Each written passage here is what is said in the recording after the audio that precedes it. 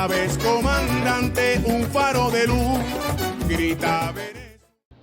Seguimos con más de 60 minutos y un segundo. Bueno, les decía en el segmento anterior que al llegar el presidente Nicolás Maduro al poder, que ya venía con una experiencia de la vicepresidencia, pero con todo lo que pasó en el país, con el bloqueo económico, con la crisis, con las sanciones, prácticamente, a lo mejor sin darse cuenta o la misma dinámica,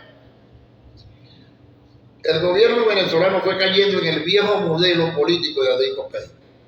Ese viejo modelo burocrático, cansón, derrochador, porque el presidente Hugo Chávez, tenía el concepto de la creación de empresas mixtas. Chávez quería mucho la creación de empresas mixtas y de hecho la impulsó y la fue creando en todo el país a nivel del Ejecutivo Nacional y motivaba para que fueran creadas a nivel de las gobernaciones y de la alcaldía y de los ministerios. Creía mucho en la creación de empresas mixtas, hechas entre el propio Estado. ¿Para qué? Para bajar los costos de inversión en las obras que se fueran a ejecutar. Y eso era prácticamente obligado, como también era obligado que los dineros del situado constitucional, los que enviaba el gobierno, tenían que ir a los bancos del gobierno para evitar la negociadera de los gobernadores y alcaldes con la banca privada en un 2 o un 3% de intereses por colocarle toda esa masa de dinero allí. Porque entonces dejaban de pagar las obras a tiempo, dejaban de pagarle a los empleados sus beneficios sociales, sus salarios, porque el dinero lo tenían allí acumulado hasta el corte de mes a los bancos para poder recibir sus fabulosas comisiones. Así se fueron haciendo más ricos y más millonarios y cayeron en la misma corrupción de Adrico Pérez.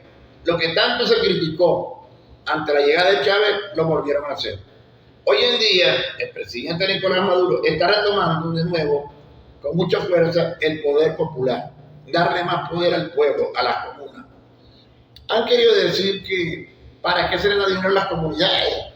Si las comunidades son muy corruptas, no, hay que educarlas. Hay que darles educación, tienen que tener Contraloría Social. Los gobernantes no les interesa el poder popular, los gobernadores y alcaldes que dicen ser revolucionarios, porque no son verdaderamente revolucionarios, son más del montón, son un vulgar adeco, un vulgar copellano gobernando. Y por supuesto les interesa mucho más controlar el dinero. ¿Para qué quieren ellos llegar allí? Para controlar la masa monetaria que manejan por las alcaldías y que manejan por las gobernaciones. ¿Por qué? Porque son parásitos de la administración pública. Desgraciadamente, muchos son parásitos de la administración pública. No son capaces de producir riquezas, ni para un estado como el Zulia, ni para un municipio como San Francisco, ni para un municipio como Maracaibo, ni para un municipio del sur del lago. Igualmente para Venezuela. No producen riqueza. Solo la gastan, la derrochan y se la llevan. Porque si realmente fueran capaces de producir riqueza, entonces hablarían, como estoy hablando yo, de industrializar al estado Zulia, de potencializar la riqueza que hay en los municipios, de cuantificar las materias primas que tenemos en cantidad de minerales, de aumentar la agricultura, la ganadería, que tenemos demasiadas tierras ociosas para sembrar, para producir riqueza, pero no lo hacen, porque se conforman ¿con qué? Con solamente gastar el dinero, ser unos simples pagadores de nómina. Este viejo modelo es el que le hizo mucho daño al presidente Maduro para estas elecciones que gracias a Dios logramos cautivar de nuevo al chavismo que estaba disgustado, con mucha rabia, con muchos sentimientos encontrados por los bajos salarios, por ver una burguesía y oligarquía dentro de la revolución, pequeños grupos, pero multimillonarios, y si sacáramos y sumáramos, diríamos que hasta más millonarios que cualquiera de ellos. Demasiado dinero, demasiada riqueza. Entonces eso choca para un proyecto político socialista de verdad, para un proyecto como el que dejó Chávez como legado. Eso nos ha traído como consecuencia todo esto. Pero vamos a ver entonces un verdadero análisis político dejado por el doctor Arturo Ulloa Pietri. Como es de más de 8 minutos, lo voy a pasar en 12 minutos. Yo les agradezco que escuchen muy bien lo que dice el doctor Ulloa Pietri. Pero antes de entrar en el primer segmento, quiero que él habla allí de lo desastroso que fue la independencia. La cantidad de muertes, se murió más de la tercera parte de los venezolanos que existíamos aquí, pero también yo debo decir que a Bolívar le tocó, a nuestro libertador le tocó los años más terribles de independencia, que fueron 300 años de esclavitud española, que había que desmontar todas las estructuras, porque no fuera solamente liberar.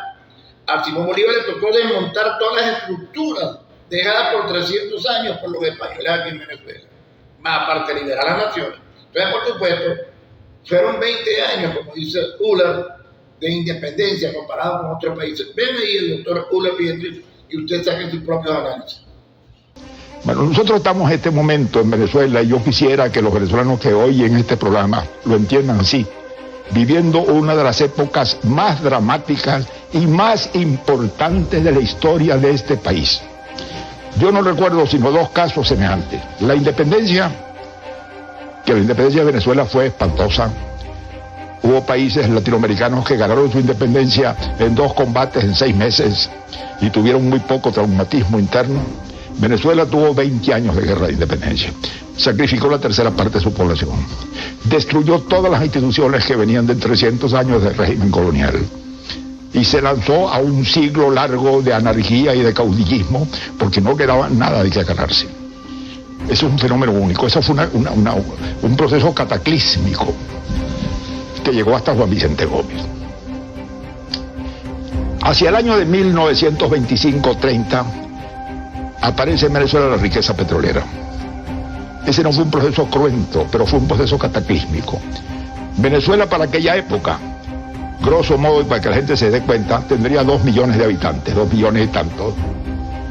Y tenía un presupuesto nacional que escasamente llegaba a 80 millones de bolívares por año.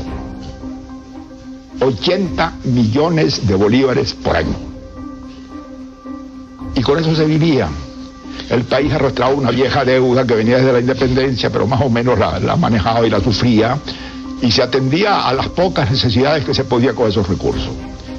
Entonces, sobre ese país pobre, atrasado, en un 80% de campesinos, analfabetas, pero de familias constituidas, es muy importante este hecho. La Venezuela pobre era una Venezuela atrasada, pero era una Venezuela más sana y más equilibrada que esta. Y era sana porque era un país que vivía de su trabajo. Venezuela vivía de la exportación del café, del cacao, de cueras de res, y se acabó, y más nada. Y además había una cosa normal, el Estado vivía de la nación. El Estado vivía de la renta aduanera, de 3 o 4 impuestos que se cobraban, el aguardiente, de eso vivía. De modo que el Estado vivía de la nación. Cuando aparece el petróleo en ese país, es un cataclismo pacífico, un cataclismo sin violencia, pero un cataclismo de consecuencias incomparables, ¿no? De repente ese pequeño país empieza a llover dinero. El dinero que llovió sobre Venezuela es difícil de mesurar. Sí. Yo tengo cifras, por ejemplo, que podríamos citar aquí. Entre 1973, no lo cito por ninguna referencia personal, sino porque fue el año en que los precios del petróleo subieron por primera vez espectacularmente en el mercado mundial. Y 1995, el año pasado, 22 años,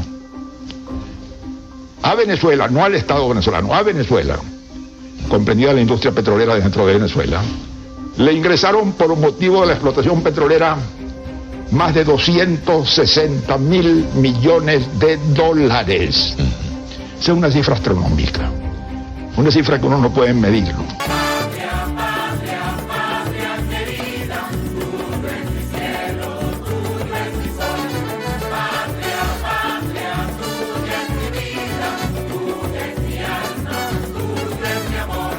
Chávez, comandante, un faro de luz, grita Venezuela.